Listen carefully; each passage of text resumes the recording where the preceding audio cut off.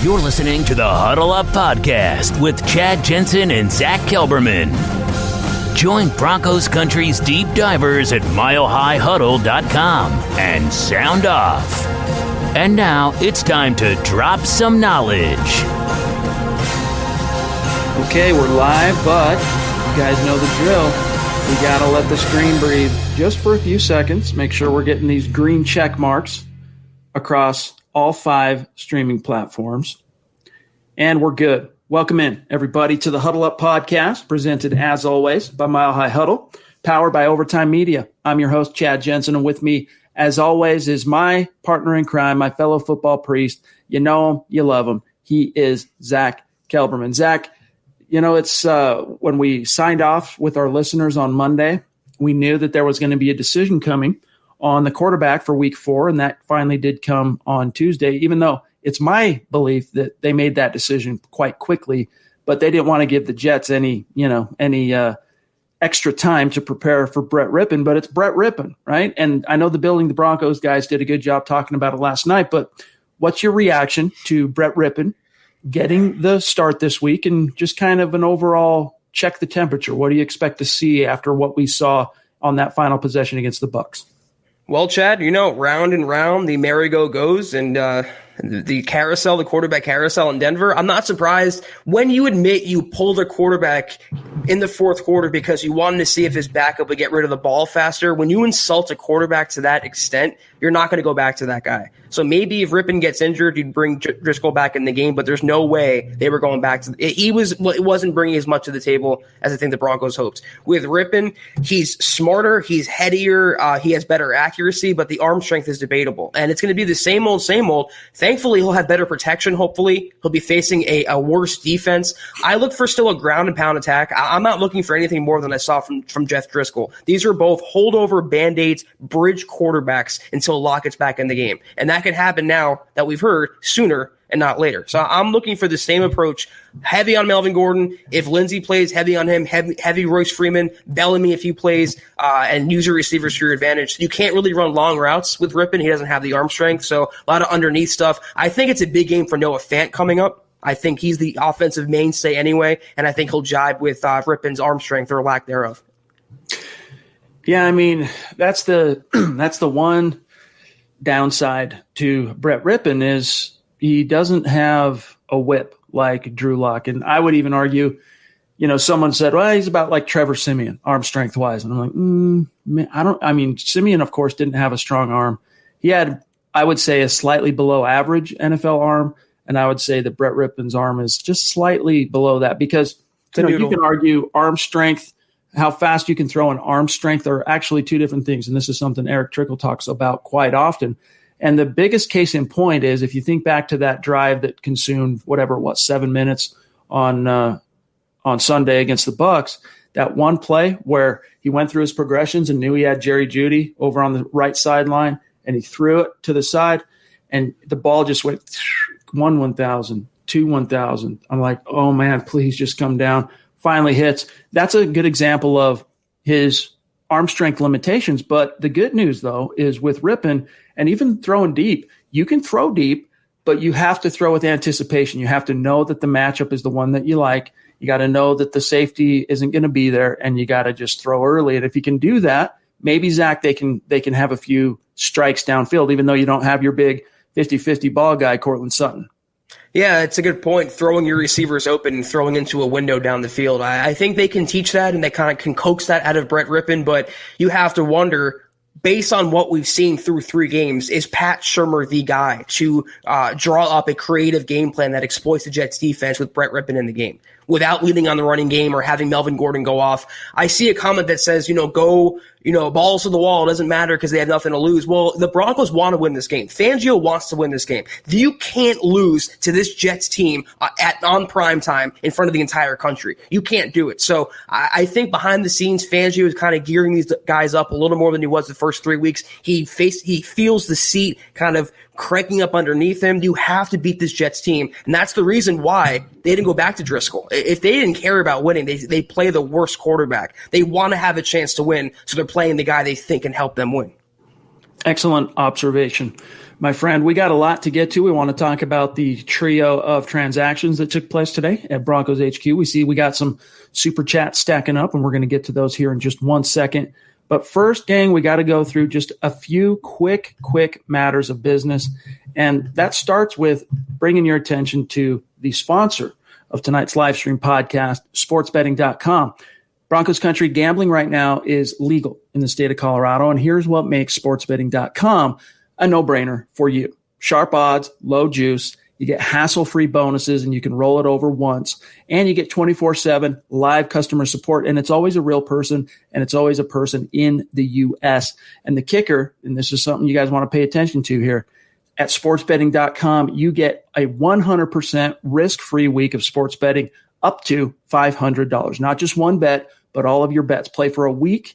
If your losses exceed your winnings at the end of the week, sportsbetting.com will cover 100% of the difference up to $500 with a one-time rollover. So you get a chance to kind of, try your hand if you're a little bit new to it and, know you got a little bit of a safety net there. It's basically free money when it comes to sports betting. So head on over to sportsbetting.com/milehighhuddle. That's sportsbetting.com/milehighhuddle. Capitalize on a risk-free week of sports betting up to $500. All right, Zach, a couple quick matters of business as well, and then we'll dive right back into the content. Gang, make sure you're following the podcast on Twitter at HuddleUpPod. While you're at it, follow at Mile High Huddle on Twitter as well. If you get those two accounts followed, you're not going to miss anything as it relates to the podcast, whether it's programming, scheduling, giveaways, announcements, all that. And you're not going to miss any breaking Broncos news and analysis. And then, gentle reminder, gang, check out the merch store, huddleuppod.com. Head on over there, get your swag on, get yourself an MHH trucker hat, get yourself a football priest hat. There's T-shirts, there's hoodies, there's face masks, there's mugs, and we're adding new products to it very, very regularly. So it's another way that you can support what we are doing here at Mile High Huddle. And so many of you have, and we are grateful and we appreciate you. And this merch store, in fact, only exists because of your popular demand. You guys wanted it. Zach slapped it together. He put a lot of time into it. Actually, when I say slap, it makes it sound like he's just flying by the seat of his pants. He put it together, got it up there, and then we've been steadily putting products onto it. It's not our forte. Obviously, our forte is content. Our forte is breaking down the Denver Broncos and bringing that to you. But huddleuppod.com is just another way you can support what we're doing here. Rep the team, rep the brand as well. And if you're not in a position to patronize the merch store, it's all good. Whether you're with us live right now on the stream or listening after the fact as an on-demand podcast, each one of you can do all three of these things. Subscribe, number one, especially on YouTube. Like this episode, like this video, Facebook, YouTube, crucial. And if you think Zach and I are doing a good job, if you think this is content worthy of your time and worthy of other Broncos fans' time, share it out there. That's the most powerful thing that you could do for Zach and I and Mile High Huddle and the Huddle Up podcast is share this video, share this podcast out there, and help us continue to grow and reach like-minded Broncos fans just like you. And then shout out real quick, ticker on the bottom there. It's going to show our Facebook supporters. Zach, our Facebook community is just continued to grow exponentially. And in the year 2020, I mean, we started 2020 at I want to say 78,000 followers, something like that on Facebook. We're now at about pushing 90,000. And so all of our new members and new followers and subscribers over there on Facebook, we appreciate each one of you. If you'd like to become an official supporter of MHH, just go to facebook.com/milehighhuddle. You'll see the big blue button, become a supporter. It's another way you can get behind what we're doing here. And a shout out, you can see the names here: Gerald, Chris, Roger, Jeff. So many of them are also Super Chat superstars, and we just love you guys and appreciate you. And it means a lot to us. This is the Overtime Podcast Network.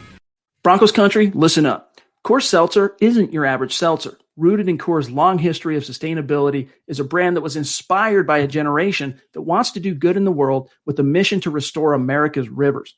Coors Seltzer is launching the world's easiest volunteer program, so whatever you're doing, by simply cracking open a can of Coors Seltzer, you're volunteering.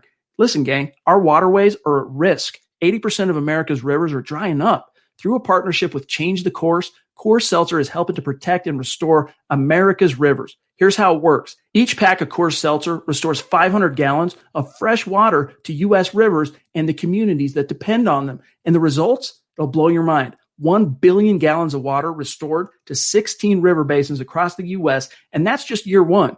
And gang, there are 4 refreshing flavors, 1 cool cause. So enjoy naturally flavored black cherry, mango, lemon lime, and grapefruit. And the specs are in. Coors Seltzer is 4.5% ABV, and it's only 90 calories. And Zach, let me tell you, I've got my eye on that black cherry. Yeah, there's nothing better, Chad. The weather's turning. It's getting cooler. It's football season. Nothing better than kicking back with a Coors. I like the mango personally, but they're all pretty good. Nothing better, Chad. Join the world's easiest volunteer program by simply drinking Coors Seltzer.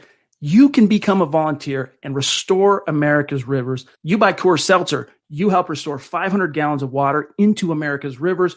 It's that simple. So visit CoorsSeltzer.com to find a Coors Seltzer near you. That's CoorsSeltzer.com. For every 12-pack sold through 8/31/2021, Coors will purchase services from Change the Course to restore 500 gallons of fresh river water. Details at CoorsSeltzer.com. Celebrate responsibly. Coors Brewing Company, Fort Worth, Texas. All right, Zach, let's dive into, real quick, let's test the temperature, see what's on everybody's mind here, and then we'll get to the topics today. Christian jumping in. I'm one of our superstars, longtime listener of the show. Thank you, Christian. Professional lifeguard as well. Christian, hope you're doing well. Appreciate the support as always, my friend. He says, this might be off topic, but do you think that not having a permanent owner right now is keeping the Broncos from getting back to their winning ways? Zach, you're shaking your head. What are your thoughts for Christian? It's not the ownership. It's injuries, a lack of coaching, a lack of execution. I mean, they could have been 2-1 easy right now. It's not 3-0 based on the way they played. They were just short against the Titans. They came up short against the Steelers, and you can argue they kind of gave up against the Buccaneers, but they have the talent before these injuries, and it's the reason we were all predicting a playoff season, 9, 10, 11-win season, based not around ownership, based around the product on the field. Elway, to his credit, did a pretty good job putting a winning product together. If the injury bug or the pandemic never happened, we wouldn't be talking about ownership right now. I think it's a problem when it comes to accountability. So right now, I tend to concur with Zach that there's no way to see the rash, the epidemic of injuries that have, the Broncos have sustained coming. There's no way to, you can always expect there are going to be some injuries because it's football, but they have just been cursed by the injury bug up to this point. Does that give everybody a free pass, especially coming off 3 consecutive losing seasons and 4 consecutive seasons of missing the playoffs? Not at all. It's not a free pass, but it is something that has to be taken into consideration if you had an active and relevant owner. Let's say Mr. B is still with us, and obviously we understand his commitment and his standard and all that. I do wonder what kind of changes on the football executive side at the GM. I don't necessarily think Elway would have been run out by this point, but from accountability standpoint, Zach, I do wonder what having, missing that ownership, that active, engaged owner, how that affects really just guys feeling like their feet can be held to the fire at any given moment. And, Joe Ellis, the CEO, and obviously one of the 3 members of that Pat Bowlen Trust, he is basically in all but name only the owner. He's like operating as the owner basically in terms of the duties, but he's never been a football guy. He's a business side guy. And so I think he feels sometimes, Zach, like a fish out of water, or, it's not necessarily his brief. It's not necessarily his forte. If John always says, no, here's what we're doing, here's why we're doing it, here's why I think it's the best decision, Joe Ellis, he's probably going to go, yeah, you know better than I do, John. But at a certain point, Zach, when the PR ship kind of turns, and if they don't turn this thing around soon, it's really going to turn, and there might be no coming back from it. At a certain point, if this ends up being a team that really is in the running for the number 1 overall pick when it's all said and done, I don't know how on the heels of 3 consecutive losing seasons, that would be 4 this year, Joe Ellis could stand up there with a straight face and just say, yeah, business as usual, 2021, let's rock and roll, gang. So it's an interesting question, but it's not one I think we're going to have an answer to or a resolution to really for a while yet. That's a good point. And Ellis isn't the guy to get up there and fire John Elway. I just don't see that happening. I think Elway will have the job as long as he wants it. And when his contract situation comes up, he might choose to walk away. But when you don't have an owner, 2 things come to mind. There's no one to check the balances. Elway is left to manage the team and the entire franchise left to his own devices. Joe Ellis isn't, stepping on Elway's toes. He's not overriding him for the reasons that you just laid out. So Elway is free to govern as he pleases. And for the first half of his tenure, that wasn't a good decision. That wasn't a good outcome, even though Mr. B was still in the picture. But the last half, he's growing as a general manager. The other thing, we don't have an owner. We don't have a solid structure at the top. What does it state for free agents who want to come to the organization, outside players? What's the outside perception of the Broncos? They don't even have an owner right now. Are they going to sell the franchise? Are they going to have money to pay me, hard cash to pay me? Why should I come there? Why should I hitch my wagon to their star? So I don't think it affects the product on the field. I think behind the scenes or the intangible assets of running an NFL franchise, I think it has some negative values there. But Mr. B or no Mr. B, owner or no owner, Chad, this team right now should be 2-1 at least. Indeed. And in fact, today, before I forget about this, we're doing a giveaway, and shout out to Chris Hernandez, one of our superstars, 24-year veteran of the Air Force, by the way. Everyone knows this. Chris, appreciate you, my friend, and respect you. Hope you're doing well. Kathy, absolutely. Shout out to you as well, my friend. But we're giving away a couple of shirts here tonight, gang. And one of them is going to be randomly selected from the chat stream. And then the other one, we're holding on to it until Sunday's show. Here's how that second shirt is going to be given away. Got our YouTube community is fire. Our Facebook community is fire. I mean, the comments, the conversation that takes place live in these chats, and then in the comment section on these videos after the fact and under articles when we share them on Facebook. I mean, it's active and fire, and it's active as well at milehighhuddle.com. But what we want to do is start converting more of that conversation over to the actual website at milehighhuddle.com. So what we're going to be doing is we want you to, if you haven't yet, I know a lot of you have, in fact, probably most of you have, but if you haven't yet, go to milehighhuddle.com and register as a free user. There's no cost at all to register as a user at milehighhuddle.com so that you can comment. Head on over there, register. And when you read an article, I know vast majority of you are reading every article that comes out. And, it's usually somewhere between 4 to 6, 7, 8 articles a day. Comment. And what we're going to do is we're going to start each and every week moving forward. We're going to pick a winner from that, the best comment of the week. And we're going to send them out a little thank you, a little swag, and incentivize everybody to. We want you to keep the conversation going. And social media is great for that. But what's even better for that is on the site. So if you haven't done so yet, head on over to milehighhuddle.com after this podcast, register as a free user, read the articles, comment. We want to hear your thoughts and sound off on each and every topic that we are breaking down at milehighhuddle.com. And Zach, I know that the two shirts that we're giving away are the hashtag football priest t-shirt and XL, right? They're XL sizes. So if you end up being one of the winners and XL is not your size, if it's too big or if it's too small, you let us know and we'll come up with a different option to send out to you. So keep that in mind. And again, tonight we are going to give one away to randomly selected commenter. Vi jumping in on Super Chat. And Zach, this is a name, Viagra, that we don't recognize here on Super Chat. I feel like we're on The Simpsons and we're getting pranked like Mo. I'm looking at the profile pic here for Vi, and it's funny. All right. But welcome. Thanks for the support. Yes. And if you haven't connected with us, reach out and connect with us on Twitter, Zach and I, so we can shout you out after the show. Vi says, what has Pat Shurmur ever done that I can't read the syntax. What has Pat Shurmur ever done that makes anyone excited? He had 1 year in Philly, and that was really Chip Kelly, and 1 in Minnesota. So I wouldn't say it's just 1 year. He had a lot of success as an assistant of Andy Reid at Philadelphia. And then, his time under Chip Kelly later on in a different stint, it was pretty good. That year that Nick Foles broke out, I want to say it was 2013 as well. Minnesota, though, is his crowning achievement, if we're being honest, Zach. That year in 2017 when he helped Case Keenum basically perform at a Pro Bowl caliber level and, helped the Vikings get all the way to the NFC title game. And he won AP Assistant Coach of the Year that year, and that helped him get another job. I think if you talk to NFL coaches and he's got a great reputation, just Pat Shurmur, in this league. But unfortunately, when you move around as much as he has, oftentimes, the teams that are looking to hire new guys, these aren't successful teams, and you're starting over. You got to be given the time to kind of build your system, to build your offensive culture. In New York, you can argue he had that time and it just didn't work out. but he's just getting started. And Zach, there was no OTAs here. There was no preseason. He's going through that learning curve really as much as the players are at this point, with all of that having been dispensed with in the offseason.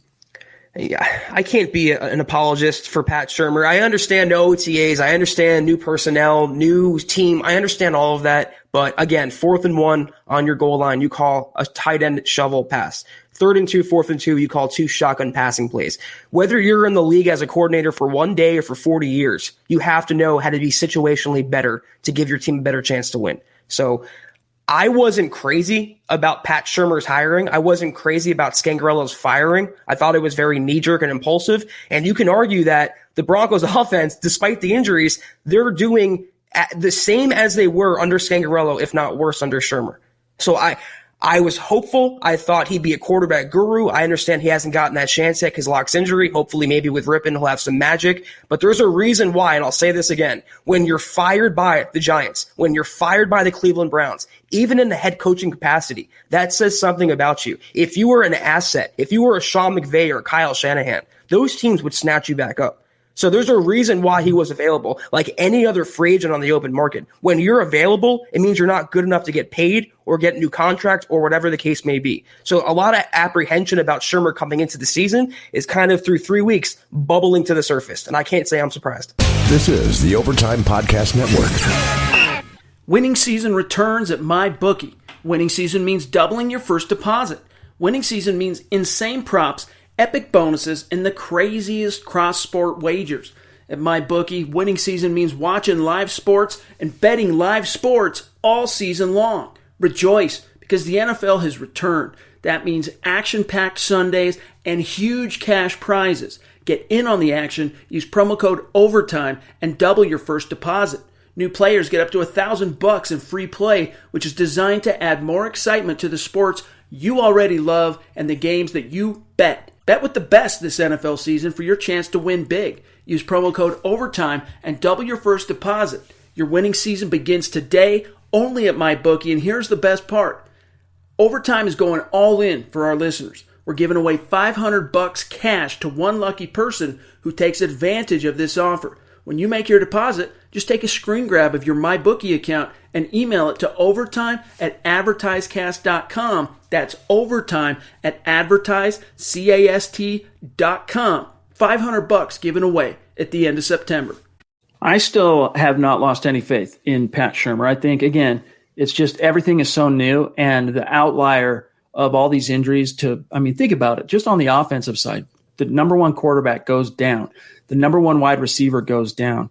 Now your second string right tackle, who, we're going to talk more about that tonight, going on injured reserve, Elijah Wilkinson. And, he was deserving to be benched, but it still illustrates the fact that Philip Lindsay as well, he hasn't been able to have even anything close to his full strength that this team was expecting to provide Pat Shurmur in his first year as offensive coordinator. Real quick, Zach, before we get to any more of our great comments and superstars here, I just want to run through this transaction wire here today. The Denver Broncos, of course, suddenly find themselves, Zach, extremely thin on the defensive line because last week, of course, they had to put Draymond Jones and DeMarcus Walker on injured reserve, and it's short-term IR. Both those guys will be back later this season.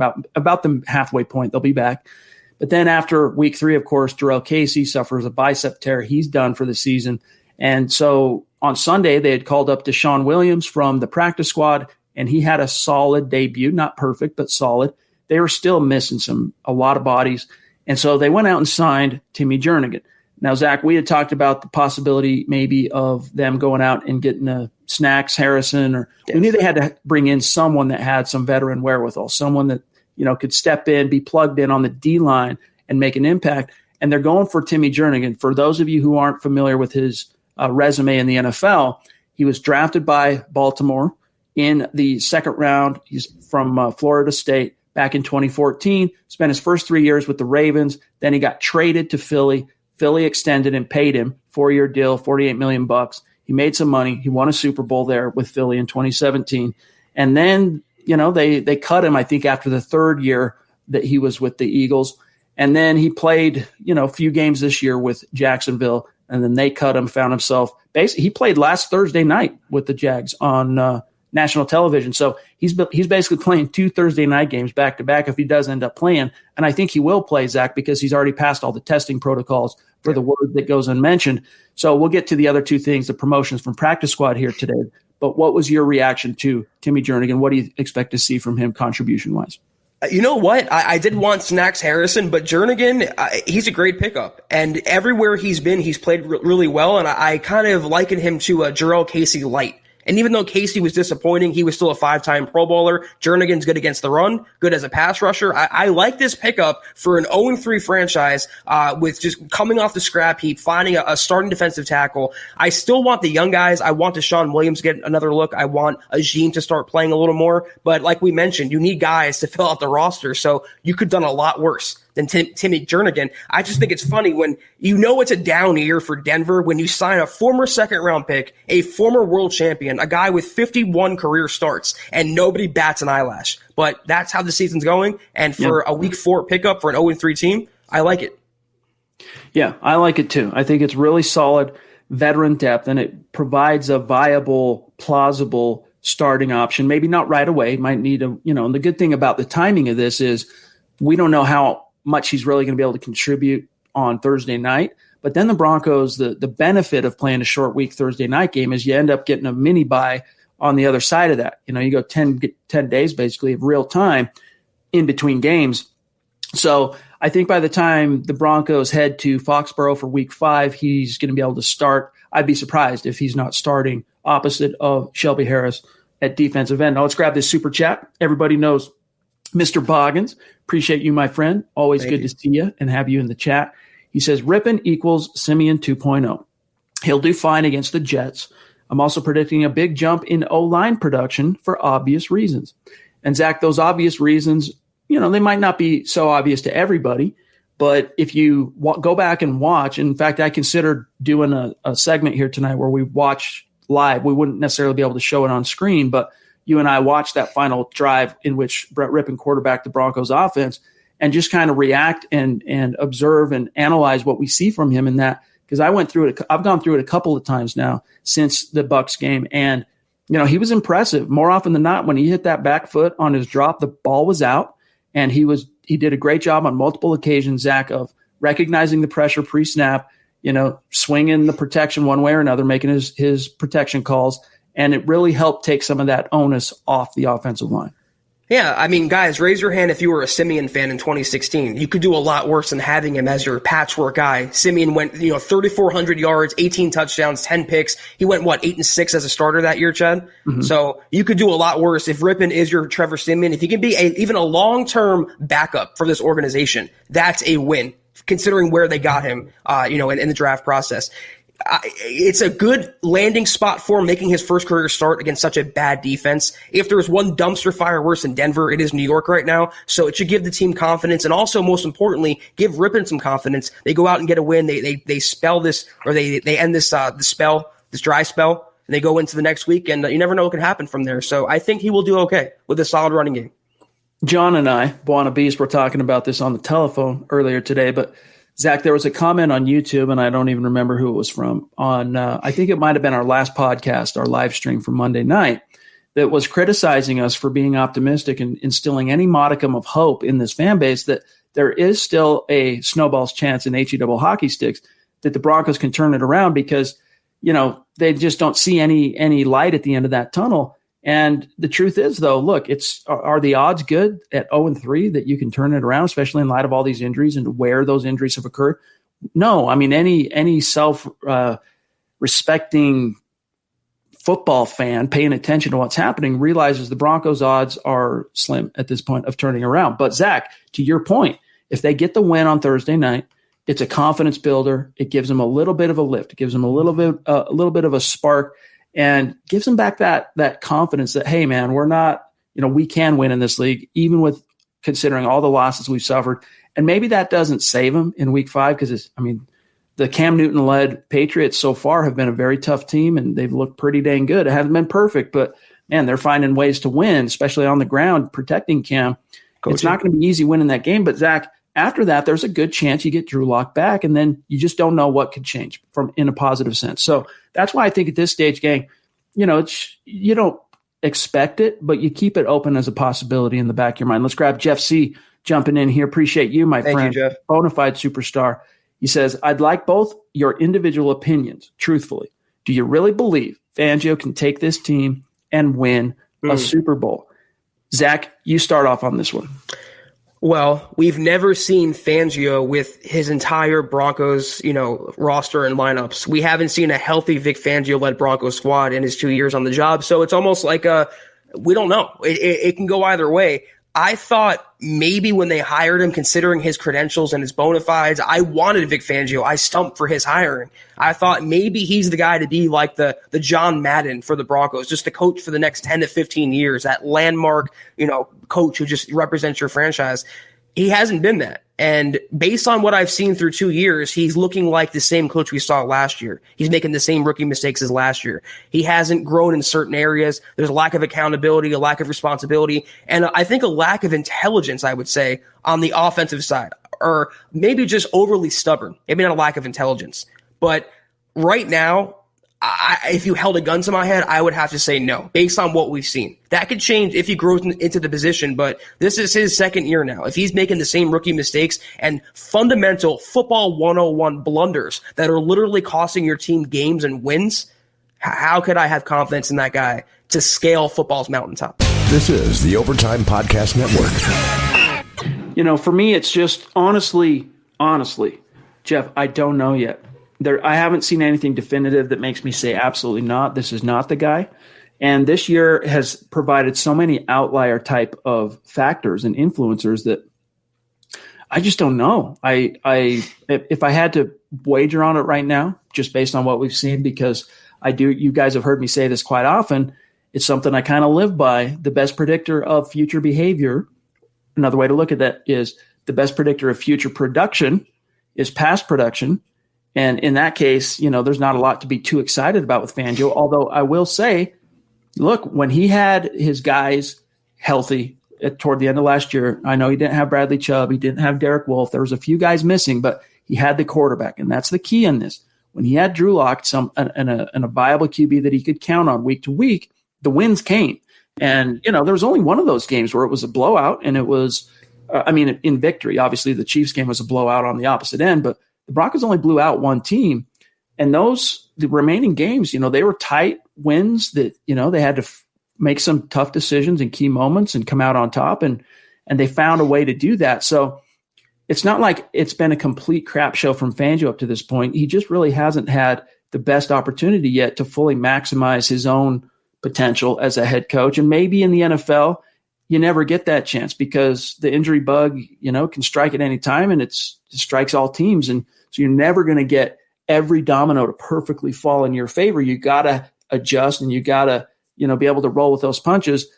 It remains to be seen. And at this stage, I think we just have to see how this season plays out. And I think by the end of this year, we're going to know a lot more. And a lot more, in fact, when you get Drew Lock back, because even without some of these stars, you get the quarterback back under center. And if it doesn't make a difference, then you really have to start looking at other underlying potential causes and the whole quarterback question. And, that's a consideration for down the road. I just want to say, chat real quick. Ahead. We'll know one way or the other, though, good or bad, after this year on Fangio, whether he's the guy going forward. Yep, agreed. Kenneth Booker jumping in, superstar, longtime listener, longtime commenter, and he's become a very consistent supporter of MHH on Super Chat. And shout out and respect to you, Kenneth. Much love to you, my dog. And he says here, I put a play of Brett Rypien changing protection on MHH, and I just went to look to see where that is, and I'm looking, I don't see it anywhere. So maybe, John, keep an eye out for his reply to the following question. But Kenneth, if you can point me specifically to where you put that, we'll definitely look at it. But appreciate that, and appreciate you putting some content up, my friend, at MHH. Drew Hollenbach jumping in. Thank you, Drew. Very generous, and one of our favorite profile picks amongst all the superstars on YouTube. Appreciate you, Drew. He says, I thought Skangs deserved another year as OC. I stand by that. Shermer has been inconsistent at best. I love the Jernigan signing. Excited to see what Rypien can do. He's a West Coast type of guy. Don't expect to be blown away. Zach, fair assessment. Thanks again, Drew. Yeah. What's interesting is similar, Daniel Jones is a bigger quarterback, bigger bodied guy. But from an arm strength perspective, I would definitely give the edge to Daniel Jones, but he kind of has a limp noodle too in terms of an arm. And yet in his 12 starts last year, he put up 24 touchdowns. And so that's in Pat Shurmur's scheme. That's in, under the wing of Shurmur and Mike Shula. And so I'm really curious to see what he can do with a full game, a full week, not a full week, but a full opportunity to prepare for an opponent, knowing you're going to be the starter. I mean, just watching that series again at the end of the Bucs game, he knows exactly what's coming next. He's getting everybody lined up. He's reading the defense. He's getting rid of the ball. He completed his first 8 passes, 8 for 8. And that last one that ended up in a pick, it was in a what the heck type of situation. You might as well go for broke because it was A, a 3-score game. B, it was 4th down. And you got to try to pick up the yards. You got to try to put some points on the board. And as he talked about after the game, Zach, he tried to manipulate the safety with his eyes. The safety didn't bite, and he was like, what the heck? Nothing to lose. Tried to fit it in there and thread the needle, and it got picked off. But just seeing him operate, it was very impressive. Maybe that's just because we've, the bar has been set so low by Driscoll. I'm open to that as a distinct possibility. Yeah, it could be. The thing about Driscoll, I didn't shame Broncos country, but I kind of called out some of the victim blaming on Jeff Driscoll's behalf, and he was getting all the blame and all this criticism. And when you're behind that offensive line, you don't stand much of a chance. But Rypien is a much smarter quarterback. He knows how to get rid of the ball faster. He can see his receivers breaking wide open. Poor Pat Shurmur, he goes from a super soaker in Drew Lock to a water pistol in Brett Rypien in terms of arm strength. But what you gain with that, though, is more accuracy, smarter quarterback play. If they can, and again, this is very tentative right now, if they can scheme around his best assets and his strengths, they can exploit this Jets defense. I'm excited to see also another quarterback, yet another Broncos starting quarterback. Maybe he's the one, Chad. Maybe he's the one. I think I still believe that Drew Lock is going to be the guy. And he's coming back and he's going to do his thing. But this is a great opportunity. In fact, I think it was Bob Morris had an article immediately following the Bucs game saying, here's why Brett Rypien should start. And his argument basically came down to, look, the Broncos believe Drew's their guy, but they went out and paid erroneously. They were wrong. They went out and paid Jeff Driscoll to be the stopgap backup. And yet the year before, of course, Rypien went undrafted, but they gave him the highest guarantee for a college free agent that I'm aware of in NFL history. And I could be wrong on that, but it's for sure in Broncos history. He had over $100,000 guaranteed to him when he signed his CFA deal because they saw some potential long-term backup, qualities in him. And so this is his chance, whether it's just week 4 or if it ends up being week 4 and week 5, this is his opportunity to show the brass, hey, look, you don't need the Jeff Driscolls of the world. You don't need the Blake Bortles of the world. I can be that guy to back up Drew and be your stopgap in the event of disaster. Let's grab Jay Ritchie jumping in. Jay and Ariel, appreciate you too. Thank you, guys. What up, fellas? 2 questions. 1, who will step up for Atachu? And 2, second, can we go 3-0? Rip has little of an arm, but seems to really get protection, really understand protection. So that kind of is a good segue, Zach, into the other 2 transactions that happened today. The Broncos signed, I guess the better way to put it is promoted to the 53, Derek Tuska, the rush linebacker, the rookie 7th-round pick, and the running back, Levante Bellamy. They promoted those guys to the active roster. And the difference, Zach, is that they're going to be able to elevate 2 guys to the game day roster, and I would expect that to be Deion Sizer, the defensive lineman, and probably Kevin Tolliver, the corner, just considering their injury history or injury situation, But those 2 were promoted to the 53. They have, since they've been elevated twice from practice squad to 53, if they get waived again, they would have to pass through waivers. So they just promoted them both to the 53.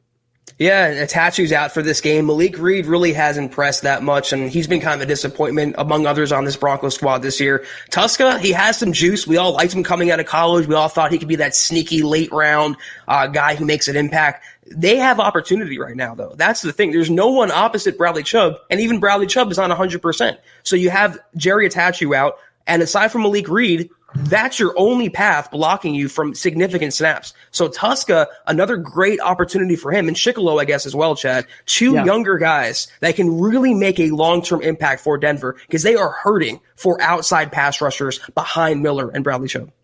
So to answer the question, though, for Jay, is I think it's going to be Malik Reed and Chicolo is who the onus is going to fall on to kind of replace the tattoo in the lineup because he has been ruled out this week.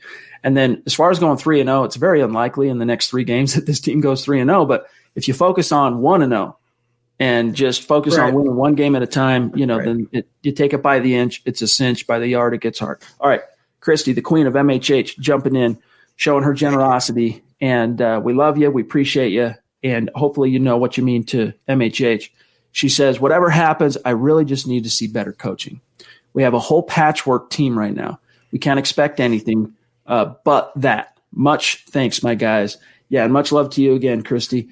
Yeah, we need to see better wherewithal, better command, better coaching. I mean, special teams, another snafu last week. I mean, how can you expect to go into any game against Tom Brady where you give him his first possession on your own 10-yard line?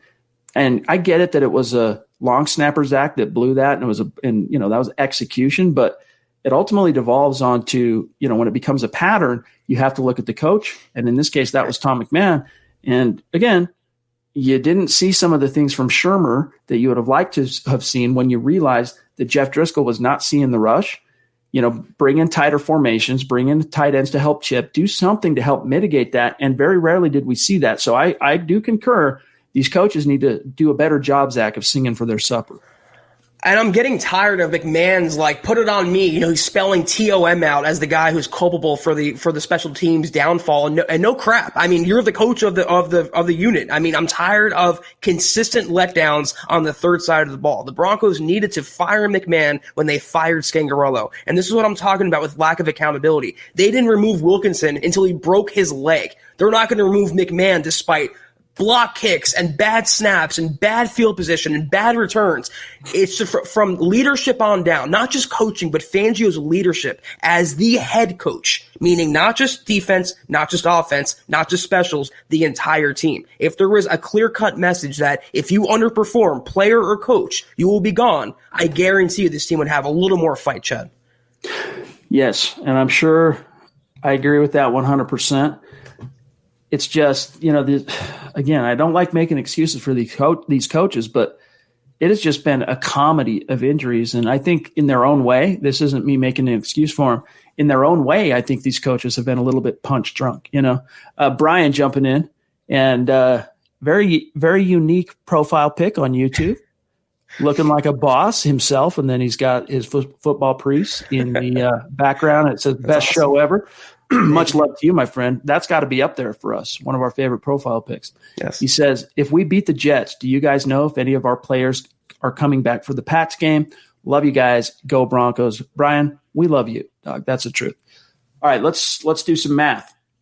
AJ Bouye injured week 1. IR had to miss 3 weeks. So that's week 2, week 3, week 4. So technically, if he's physically able, Bouye could come back week 5. If Philip Lindsay, who is questionable. Remember last week he was doubtful. He's been upgraded this week to questionable. Doesn't mean he's going to play, but I think you get him back regardless. Even if he plays or if he doesn't play, for sure you're getting him in week 5 because you get that 10-day break in between games. Aside from that, there's a snowball's chance you might get Drew back, but I wouldn't expect that until week 6. So those are the 2 guys I would kind of circle at this stage. Zach is Lindsay and Bouye.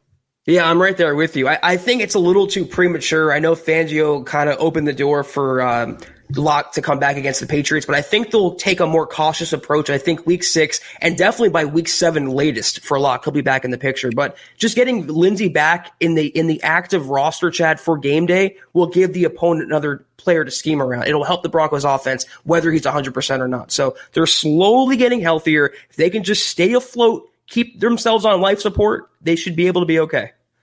Shout out to MRM5897 on Super Chat. Really appreciate the support, my friend. Means a lot to us, and we'll keep an eye out for any questions or topics you want to get to in the chat stream. And he's shouting out Buona Beast. Appreciate that. Bradley Dunton jumping in. Thank you, Brad. Thank you, Brad. Appreciate you very much, my friend. And I know now that I think about it, I'm pretty sure we are connected on Twitter, if I'm not mistaken. But if not, just remind me and reach out. But appreciate it. He says, hopefully Coach Fangio and Shermer will get much better as the season goes along. I thought they'd be much better, but Zach had warned us. I take no pleasure out of that, just like with Wilkinson. I take no pleasure out of saying that the longer you keep him in the lineup, the better chance of Locke's going to get injured. And it's unfortunate. It really is. It's glaring incompetency. It's glaring football 101 fundamental issues. All right, I've got one here real quick. I know we have a ton of, we'll grab KP, and then I want to grab Mike on Facebook. KP in the house, long-time listener, long-time superstar. He's up there on the MHH Mount Rushmore. Appreciate you, my friend. He says, why deactivate Nick Vannette last week and not activate Albert O? Doesn't it appear to y'all that we need more red zone threats, especially with Sutton down? Yeah, the whole thing with Vannette was a special teams numbers game. Vannette doesn't play special teams. And just with the bodies that had gone down up to that point, the roster math dictated that the guys who were active, that, those last 5 to 7 players that are active on game day, they have to be able to chip in on specials. And so Vannette was sat down. And even Fangio said earlier this week, in between the Bucs game and where we are today, that he was, he hated having to sit Vannette down. But again, it was a numbers game, and he doesn't expect that to happen too often. But, getting to the Albert O question here, Zach, yeah, the Broncos could use some bodies, but for the red zone, but until he can master, I should say, or show a better command of blocking, the coaches just aren't going to play him because it's too much of a tell at this point to the opponent if he's on the field. He can run in a straight line really fast, but that's about all he can do at this point. And you don't play a player with a diminished skill set when you have someone like Jake Butt, to give him credit, who's a little more well-rounded of a tight end. And the thing about Albert O, again, Broncos fans were expecting this fan Albert O instant dynamic 1,000-yard guy each season, and it wasn't ever in the cards. He was a developmental player, Albert O. He had to deal with some injuries, conditioning issues, the adjustment to the game. It takes a while for tight ends to come from college to the NFL and pick up the pace of the game and the speed of the game. 2021 and beyond, lock or not, Albert O will be a factor. But this is Fant's tight end group and Fant only. All right, let's grab Mike on Facebook. Appreciate the question, and thanks for being with us here tonight. What have they done to shore up the O line? Zach, bench Wilkinson. That's number one. Yeah, I mean, Wilkinson, I'm always going to wonder if it was a injury like Joe Flacco, where suddenly it's an injury and he's on it's an injury. Well, I'll always wonder that, but nevertheless, Wilkinson is on injured reserve now, and DeMar Dotson is going in at right tackle. Now, I don't think fans should, don't put him on a pedestal. Dotson, he's not some all-pro Pro Bowler. We've been pounding the table for him, though, because he's at least a competent, experienced 8-year starting right tackle in the league. And I want to say it was Shermer who said on Monday that, when he was asked to talk about what Dotson's going to bring to the O-line, he's like, look, he's got 10,000 snaps in the league at right tackle. Takes 10,000 repetitions, they say, to become an expert or whatever in a specific field. So I don't expect the world on a platter from Dotson, but I think you're going to see better protection on the edge. And then on top of that, Zach, talk about shoring up the O-line, just having a more competent game manager under center in terms of what Brett Rypien can do pre-snap, recognizing where the pressure is coming from, sliding the protection one way or another, pointing out the mic, going through all that pre-snap rigmarole that you kind of take for granted when you saw Peyton Manning doing it for all those years in Denver and Indy as well.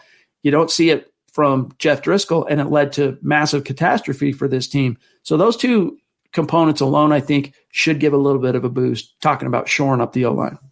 Pounding the table. I broke the table, lit it on fire, Chad. I mean, watching Wilkinson snap in and snap out, seed pressure, and then you have a guy, when you lay it out like that, 10,000 career snaps at right tackle, and you're starting a guard who's coming off surgery.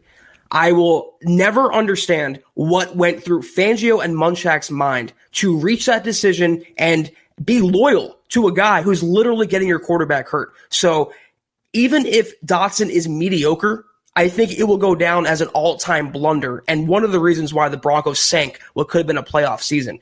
Dotson, He's not going to be worse than Elijah Wilkinson. You wouldn't be worse. I wouldn't be worse. He was literally that bad. There's no hyperbole. He was that bad. Fortunately, also for Dotson, he's stationed next to Glasgow, who, despite last week's game, he's been the Broncos' best lineman, not named Garrett Bowles, which is still crazy to say. So at least he has a guy next to him, Chad. That's solid. Yes. Spartan 2492 jumping in on Super Chat. And I'm sorry to say that the chat has been so hot and heavy that it jumped we can't show your actual Super Chat card, but we're going to reverse engineer and put it on the screen. Thank you for your support, my friend. And don't forget to reach out to Zach and I, connect with us on Twitter, because we like shouting out our superstars after each and every podcast. He says, what's up, Mile High Huddle? With fixing the O-line at right tackle with Dotson, what could we do next year to improve it more? Your thoughts? Well, Zach, next year you're getting Juwan James back. We'll see if he ends up. He's under contract, and unless there's another pandemic, you're getting him back. He's on the salary cap for a significant chunk of change. So the Broncos, though, from a team building perspective, they have to plan for him to be there, but also plan for a contingency better this time than they did in 2020 and 2019. Elijah Wilkinson cannot be your backup plan because DeMar Dotson's only signed for this season.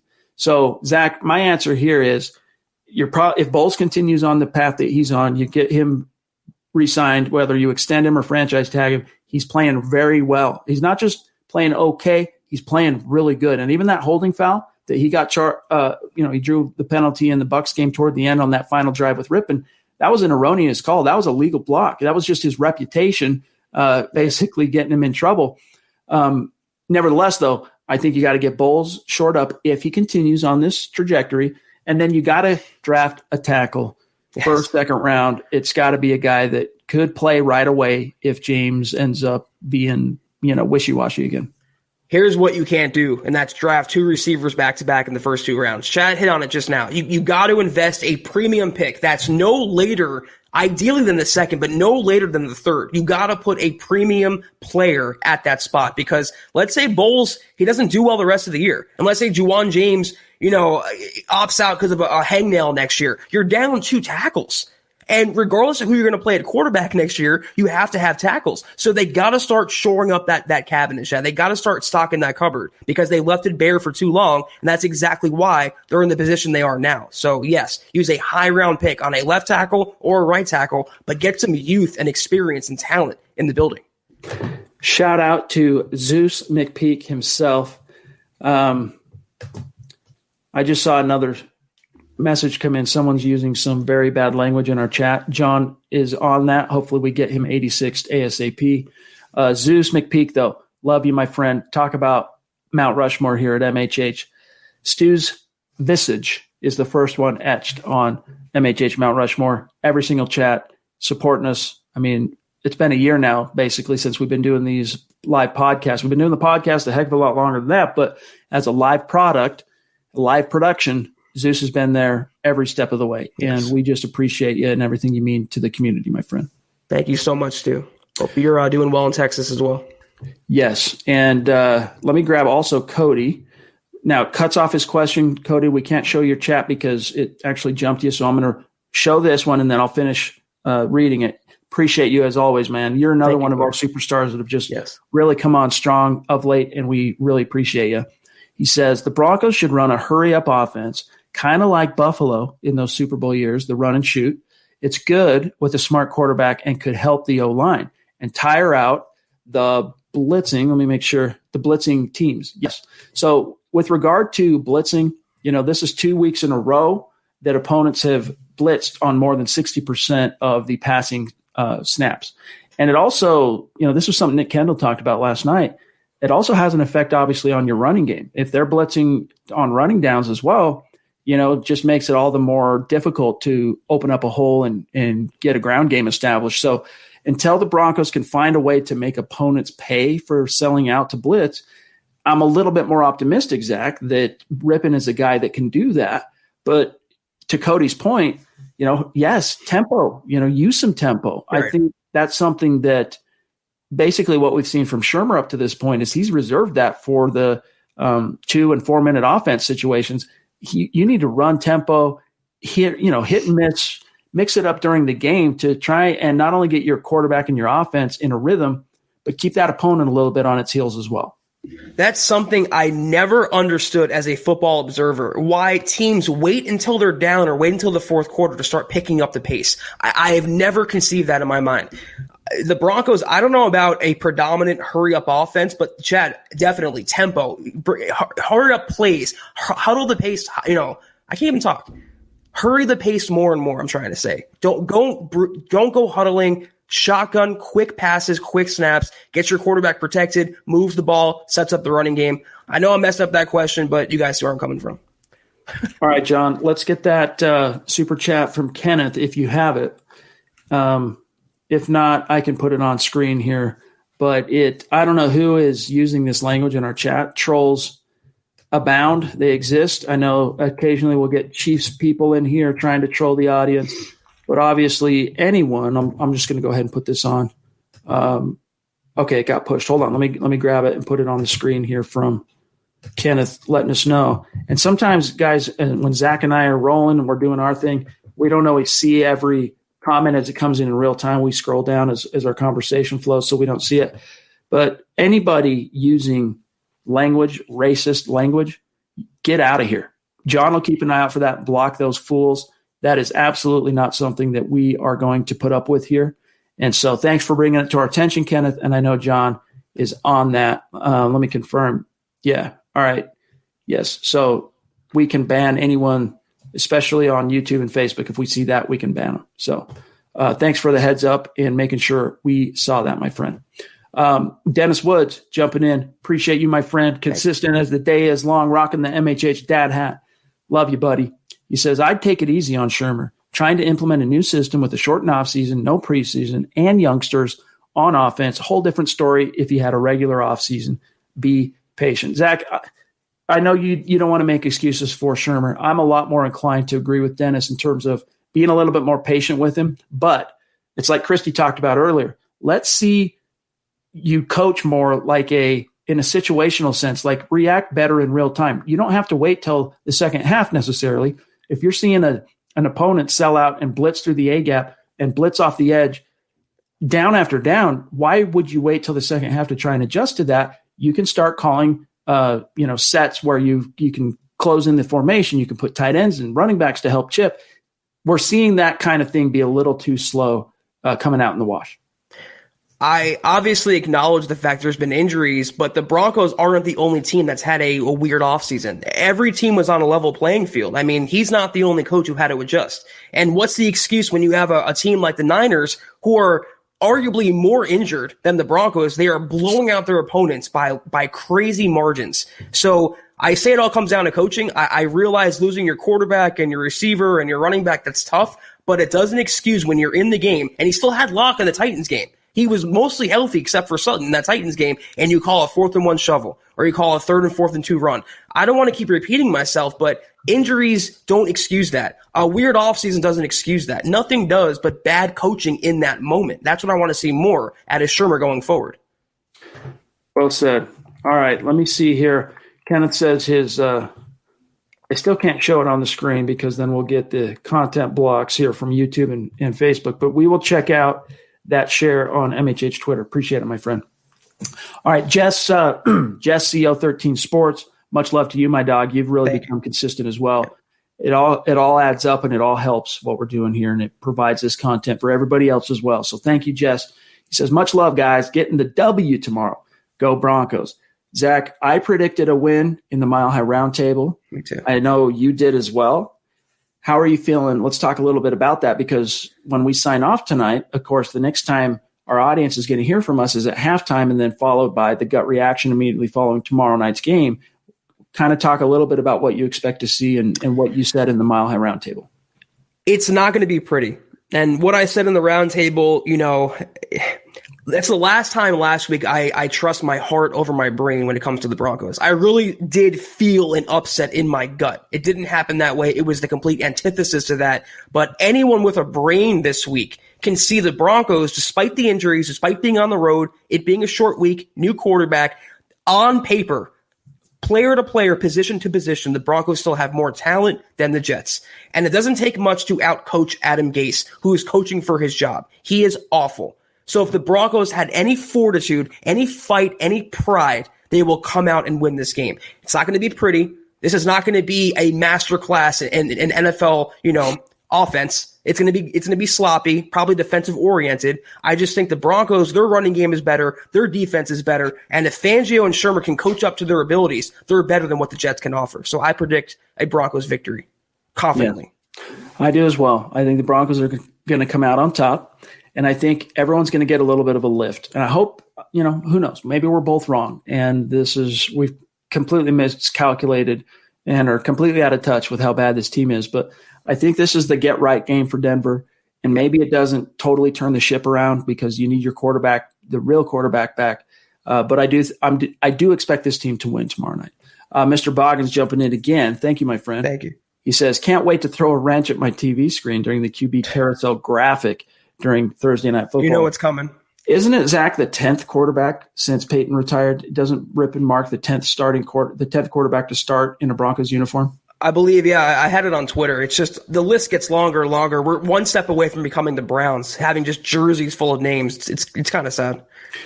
All right, Bison M jumping in again. Also, wasn't it Bison who said he knew Mr. Boggins? I think so. But anyway, appreciate you, my friend. Thank you. If we lose, but Brett plays well, does he start in week 5? Yes. Because I don't think Drew's back by then. Well, I think there's a good if they lose and he plays well, I think the coaches will talk themselves into just playing him. But there is the other option by that point. You've got Bortles. You got Blake Bortles. So that's a good question. But I still think obviously they signed Bortles for a reason, but he hasn't been in the scheme all year like Rypien has. And for all those lost OTA reps and the lost preseason, what you can at least count on is, hey man, he was in all those Zoom meetings during OTAs. He got the reps at training camp. He's been in all the meetings from the time Shermer got here. And so I think it'd be hard for the coaches to talk themselves out of that if he indeed does play well, despite it being a loss. I'm just waiting for the reason as to why Bortles was signed. I mean, if Rypien plays well, he can carry the Broncos for 1 or 2 more games and then Locke's coming back. So they might not even need Blake Bortles at all. I would expect one way or the other. I just don't see the Broncos rushing back their potential franchise quarterback from a shoulder injury, a throwing shoulder injury, without him being completely, fully 100% healthy. I think as long as Rypien doesn't fall on his face this week, Chad, he will draw the week 5 start. Agreed. Kathy says, I called 976 Tusca and Chad phone rang. That's right. I manage that hotline for Derek. Gustavo Lopez jumping in on Super Chat. I like this comment a lot. I still think we could use a Nigel Bradham and Snacks Harrison. Yes. And Zach, you know what? They still have plenty of cap space. Now, we don't know the exact P&L situation for the Denver Broncos. We don't know their exact accounting situation, how much cash they have on hand and all that. But the cap space shows they still got plenty of room if they wanted to make a few more deals. You know, Bradham should take like a 1-year vet minimum type deal, but it might be Snacks is holding out for a multi-year. I mean, he has an all-pro on his resume. He's a great run stuffer, one of the better players on the open market. They signed Jernigan. They're not going to probably sign Snacks Harrison. They like some of their other linebackers. They're not going to really go for Bradham. It seems like even though Barron was injured, Calitro's injured, the 2 guys they traded for or acquired are injured now. If they wanted Bradham, they would have signed him. I would have loved that move personally, but that ship is passed. All right, let's grab this one here from Not Allowed here, a newer guy to the Super Chat, but we appreciate you, my friend. And if you're on Twitter, reach out, connect with us. He says, hi, guys. I don't have a question. Just wanted to show some support for what you guys do. Thanks. Hey, man, that means a lot to us. It really does. It means everything to us. So thanks, my friend. John, we're running out of time here, and we have a few superstars still backed up. I need Jay, second question, Levi, Mr. Castillo. I basically need every remaining superstar because the chat jumped on me and I have none in my section right now. So starting with Jay Ritchie and Levi, if you have them. Appreciate you, Jay and Ariel. One more, fellas. With the quick decisions of Rypien, who is the beneficiary this week? Is it Fan? Is it Judy? Or do we employ a big screen game? That's a really good question, and I'm not sure I have an answer for you because Zach, in those 8-for-8 throws that he got off to, in that one possession, he completed passes to 6 different receivers. Honestly, I think the name that you're missing here is he seemed to kind of have, though, an eye for Tim Patrick. Tim Patrick was targeted on a couple of those. And so it'll be interesting to see. But obviously, if you want to win the game, you want to get the ball to your playmakers. And I view Tim as being just this side of being a Jack, just a little bit more than being a Jack. I like him a lot. Don't get me wrong. Comes from my alma mater and all that. But I think you got to feed Noah Fant, and you got to start trying to get Judy some, he didn't have any of those facepalm moments last week, but he hasn't quite been able to break out, Zach. Have we seen one screen pass, though, to a running back this year? I can't recall off the top of my head one screen. And I was begging for it with Melvin Gordon instead of those 3rd and 4th and 2s, but I digress on that. What is traditionally a quarterback, especially a young quarterback, safety blanket? That's a tight end. And Noah Fant right now is the best offensive player on the Broncos. I think Rypien will lock into him. I think they will get Hamler involved a lot more. End arounds, reverses, trick plays, quick screens, quick hitters over the middle, anything to get his speed involved in the game. I think Fant, Hamler, and Melvin Gordon will be the biggest beneficiaries tomorrow night. All right, Levi Hope jumping in. Appreciate you, my friend. Thank you, Levi. Man, you've been coming off the top rope day in and day out now for a couple of weeks, so really appreciate you, my brother, and it's been great having you in the community. This was a guy, Levi, who went from being a daily consistent listener on the podcast, on the RSS, like Apple Podcast or Stitcher, iHeartRadio, listening to it on demand, and then he finally got a chance to come into a live stream, and he's been in every single stream since, and much appreciated to you, my friend, and it just means a lot to us, dog. Mr. Castillo jumping in as well. Appreciate you, my brother. If you are on Twitter, reach out and connect with us. He says, Manning won a Super Bowl with a subpar O-line because he was able to identify defenses and help the linemen on their assignments. The QB's intelligence is a factor. Thanks, fellas. Great point. Again, it was easy to take some of those machinations that you got from Peyton Manning pre-snap for granted because, that's just human nature. You tend to take things for granted, but you saw last week, you saw the last 7 quarters, basically, of Broncos football. When it is absent and you're not seeing it at all, man, you feel it. It comes out in the wash in a big, bad way. It's like salt. It's like the absence of salt is worse than too much salt. It's one of those kind of things. But it's Peyton Manning. He's in his own category. You can't expect any other quarterback, past or present or future, to be Peyton Manning. Intelligence does help, but having an O-line, a good O-line, never hurt anyone either, though, Chad. Amen. Drew jumping back in. Appreciate you, my brother. Thank you, Drew. The fact that it took injury, in quotations he has, to bench Wilkinson is sad. Dotson can't possibly be worse. He's been an NFL starter for years. I agree with you that he can't be worse. And I just want fans to just, pump the brakes a little bit on expecting too much. We've been pining for it. We've been pounding the table, as Zach said. We broke through the table, right? We got splinters in our palms from it. But nevertheless, don't put him too high on a pedestal because – there's going to be his first game. I do expect him, like Drew said, it can't be any worse, but I do expect him to have a palpable effect on the O-line in a good way. But I still expect him, show a little bit of rust as well. He's had not a lot of snaps, let's face it, not a lot of reps, I should say, in the last 3-4 months. Just wild to me that it took Wilkinson breaking his leg to be replaced. Not his bad play, a leg injury for him to be replaced after having off-season lower body surgery. Dotson won't be worse. Literally, a traffic cone couldn't be worse than Elijah Wilkinson. Dotson was a consistent starter in Tampa Bay. I think he will be good for this offense, and the game plan will be in his favor. Quick hitting passes, a lot of running. He won't be isolated one-on-one. And this Jets defense is not the Titans defense. It's not the Steelers defense. It's not the Bucs defense. So that should help Dotson as well. John, do you have Orange Crush 7 in the house? If not, I can grab it. We need Orange Crush and we need Ron Dub. Orange Crush 7, thank you for the Super Chat support, my friend. And another name I don't recognize on Super Chat. So welcome and thank you. We really appreciate you. And make sure you reach out and connect with us on Twitter. He says, love Zach rocking the D logo, talking about his hat for those listening after the fact. The best logo uniform ever. Never should have changed, but I digress. Agreed. So we beat the Jets, but Locke still can't go week 5. Does Rypien or Bortles start? You guys are awesome. Thanks for all you do. Appreciate you, my friend. Yeah, if the Broncos beat the Jets, it's Rypien. You don't move off that. And as we talked about in the previous Super there, even if they lose but Rypien plays well, I still think the Broncos end up just saying, let's roll with him again. Because what do you really expect from Bortles? And what do you expect from Bortles, for that matter, trying to lead an 0-4 team to beat Belichick at Foxborough. I know it's no fans and whatnot, but still, that's a tall task, Zach.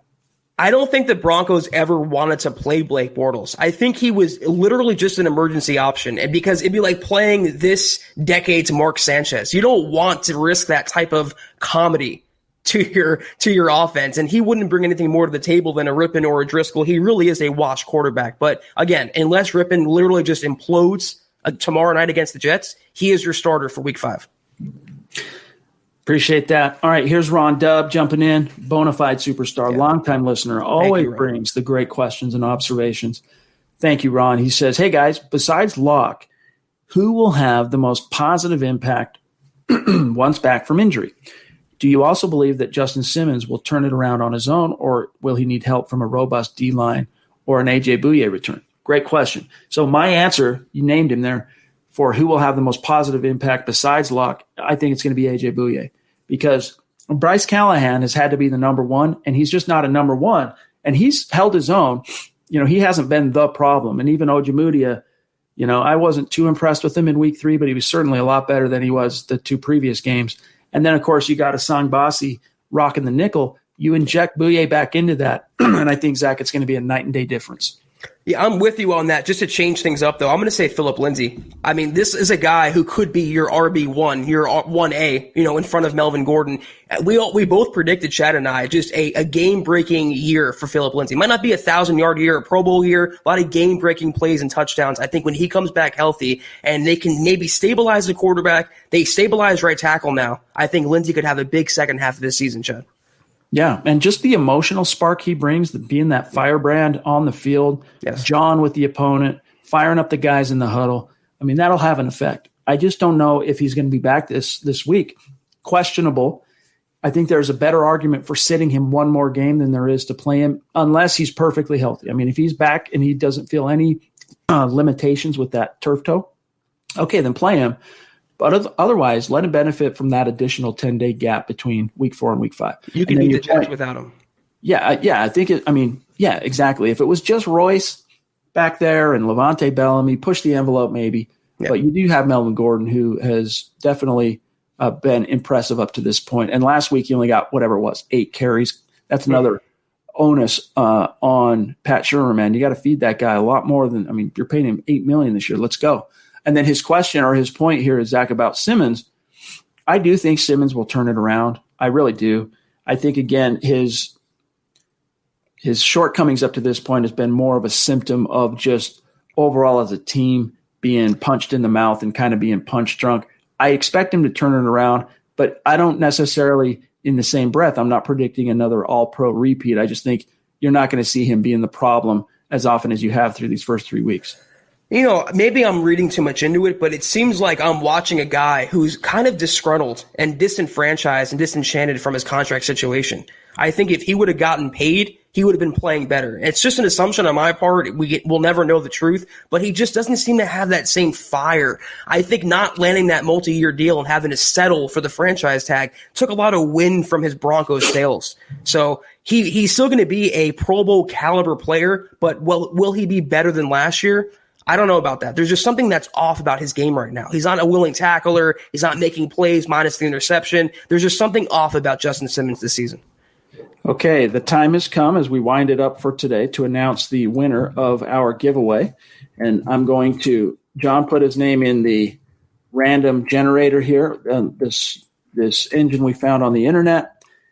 He put all the names in, and here's your winner. Kenneth Booker gets a T-shirt. Well deserved. My friend. Oh, that's the wrong one. This is the one I meant to show. Congratulations, Kenneth Booker. So, Kenneth, here's what you do, my friend. Just shoot me an email or a DM on Twitter. We are connected on Twitter. So shoot me an email or a DM with your physical address, and we will get this T-shirt out to you. Let us know if an XL is not going to work for you, though. Okay. Otherwise, we'll get that out to you post haste, and appreciate your support as always. And congratulations on winning a little swag, my friend. Very well deserved, Kenneth. You are one of the most intelligent and intuitive commenters that we have in our pod 4 nights a week, and you're definitely. I hope you like the shirt. Indeed. All right, guys. Zach and I got to get out of here for tonight. In the meantime, though, make sure you reach out and connect with these two accounts on Twitter, at HuddleUpPod, follow at HuddleUpPod, at Mile High Huddle. And whatever you do, make sure you're following my partner, Zack Kelberman, on Twitter, at Kelberman NFL, myself, at Chad and Jensen, and then the producer, Buana Beast. You guys know him. You love him. On Twitter, though, you find him at John K. That's KAYMHH, at John K. MHH. And then where we go from here, guys, I want to remind you, head on over to milehighhuddle.com, create a free account, register, and start commenting, because we're going to keep an eye out for the comments and the engagement on milehighhuddle.com. And then Sunday, we're going to announce a winner of some more swag giveaway. And we're going to do that comment of the week basically every single week moving forward. So start helping us keep the conversation going there. And then another thing, tomorrow when the game goes live, in fact, it'll go up probably about an hour before the game kicks, is our open thread that we've been doing for years. Ever since MHH was started way back in 2014, we started the live game day open thread. It's a live blog. I blog what's going on. Meanwhile, all of us here at MHH are in the comments talking about what we're seeing, engaging with you, the fans and the readers and the listeners and whatnot. It is a gas. I think there was, a few hundred comments last week. It's really active. And that's another example of where we want to see you guys during the game. That's where we'd love to see you.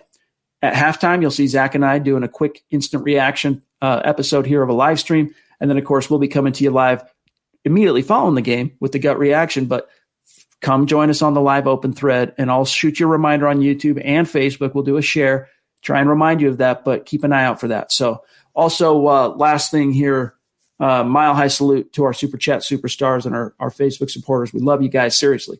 You mean everything to us. So we'll see what happens tomorrow night, Zach. We both predicted a Broncos win, and, go Brett Rypien, let her rip, as they say, and we'll see what happens. It might not be pretty by the time we get on here at halftime, but I think by the fourth quarter, when the final gun sounds, we'll see our first Broncos win, Chad. So I'm excited. Pride is on the line, boys and girls. I mean, you cannot lose to an 0-3 Jets team, even on the road. So this is where God help Fangio.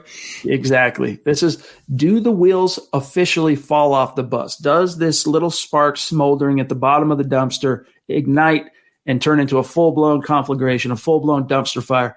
We'll know. Maybe not by this time tomorrow night, but we'll know tomorrow night. And we're predicting a win, but we've been wrong before. We'll see.